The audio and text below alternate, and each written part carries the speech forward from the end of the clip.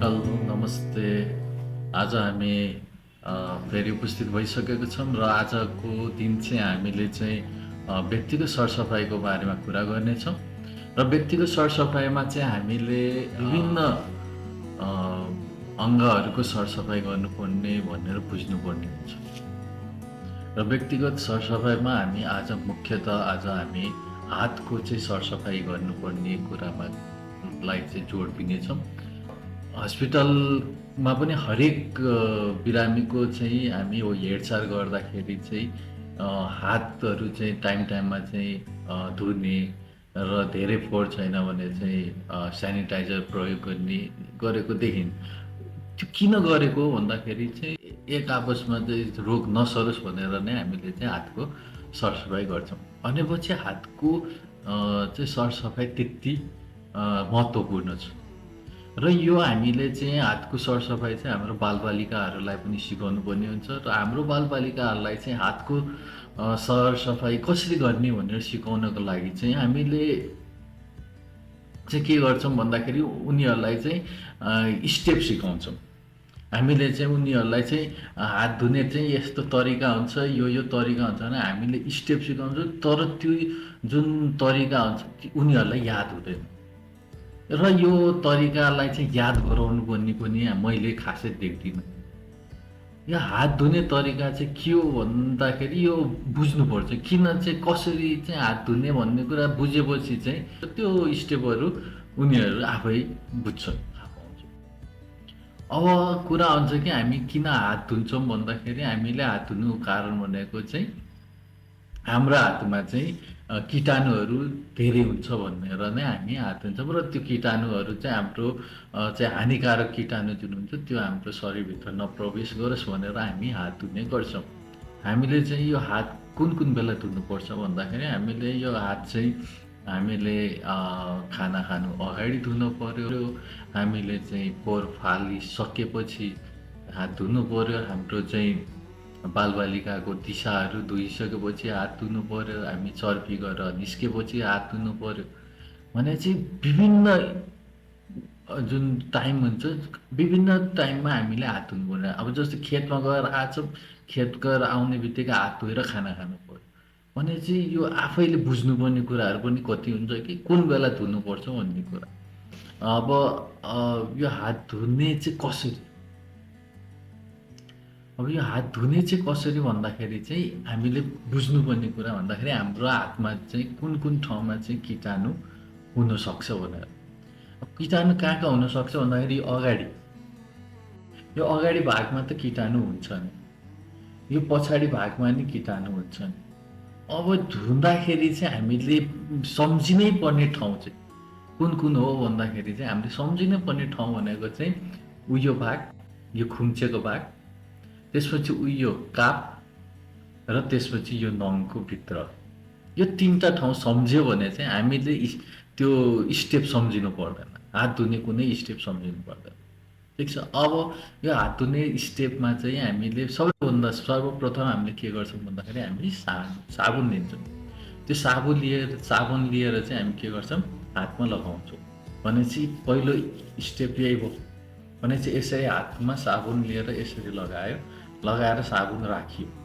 साबुन राखेपछि अब यो हातमा फिज हुन्छ भनेपछि यो हातले यसो गर्ने बित्तिकै यो अगाडिको जति पनि कीटाणु छ यो मरे। अब यहाँ हातमा जुन फिज छ यसले हामी के गर्छौँ यो पछाडि जुन भाग हुन्छ यो पछाडि भागलाई चाहिँ यसरी हामी गर्छौँ। अब यो पछाडिको भाग यसो गर्दाखेरि चाहिँ हामी के गर्छौँ यो काप जुन छ यो कापभित्र पनि यसरी गर्छौँ। त्यसमा अर्को हातको फिजले यतापट्टिको जुन काप छ यसका यहाँ भएको कीटाणुलाई मार्छौँ। अब यो भाग सक्यो त्यसपछि सम्झिनु पर्यो कुन भाग, यो खुम्चेको भागलाई कसरी धुने भन्दाखेरि यो खुम्चेको भागलाई चाहिँ यसरी लक गर्ने र यो जुन बुढी औँला छ यो बुढी औँलाले चाहिँ यसरी गरेर चाहिँ हामी यो खुम्चेको भागलाई सफा गर्ने। त्यसै गरी चाहिँ अर्को भाग साइडमा नि यसरी समाउने र यो बुढी औँलाले चाहिँ हामी यसलाई यसरी सफा गर्ने भनेपछि यो पनि सिद्धियो। अब बाँकी रह्यो के हाम्रो बुढी औँला। भने बुढी औँला त हामीले सफा गरेकै छैन, किनकि अघिदेखि हामीले यहाँ सफा गर्ने, यता सफा गर्ने, त्यसपछि चाहिँ खुम्चेको भागलाई सफा गर्ने। अब बुढी औँला हामीले सफा गरेको छ। बुढी औँला चाहिँ सफा गर्दाखेरि हामी के गर्छौँ, यसरी समाएर चाहिँ हामी यसरी गर्छौँ। अब यसमा चाहिँ सम्झिनु पऱ्यो के भन्दाखेरि हामीले यसरी चाहिँ गर्नु हुँदैन। यसरी गर्दा के हुन्छ भन्दाखेरि यो छिट्टा जति चाहिँ आफ्नै मुखमा हुन्छ। त्यो कारणले चाहिँ हामीले यसरी चाहिँ सफा गर्ने बुढी औँला, त्यसपछि अर्को बुढी औँला पनि यसरी सफा गर्ने। अब सबै सक्यो। अब बाँकी रह्यो एउटा ठाउँ, कुन ठाउँ भन्दा नङको भित्र हामीले के गर्छौँ, नङको भित्रको सफा गर्दा चाहिँ हामी यसरी सफा गर्ने।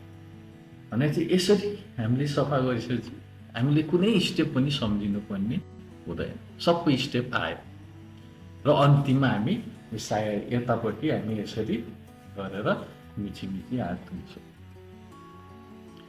भनेपछि हामीले हात धुने स्टेप सम्झिनु पर्दैन।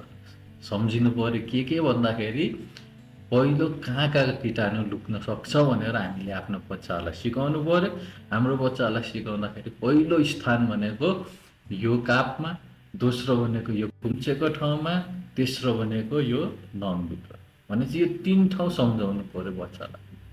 त्यो सम्झाउने बित्तिकै बच्चाले त्यसपछि अब चाहिँ के गर्ने भन्दाखेरि अब साबुन पानी लिने भन्ने।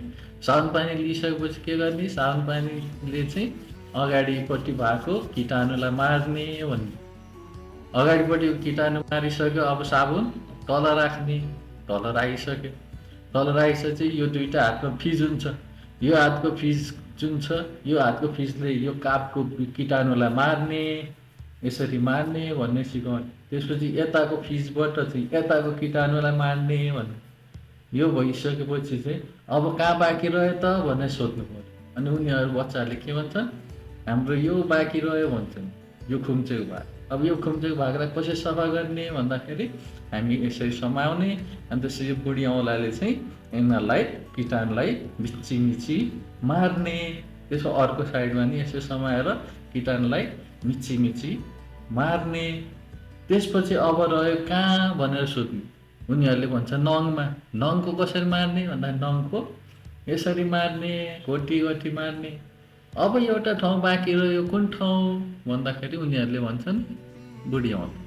भने बुढी औँला चाहिँ हामी कसरी सफा गर्छौँ, बुढी औँला चाहिँ यसरी सफा गर्छौँ। भने चाहिँ यसरी हामीले आफ्नो बच्चाहरूलाई सिकाउनु पर्यो। यसरी सिकाएपछि हाम्रो यो चाहिँ हात धुने तरिका त्यति गाह्रो चाहिँ छैन। र यो भिडियोलाई चाहिँ तपाईँहरूले मन पराइदिनुहुन्छ भन्ने आशा गर्दै चाहिँ म तपाईँहरूबाट आज बिदा हुन्छु। नमस्ते।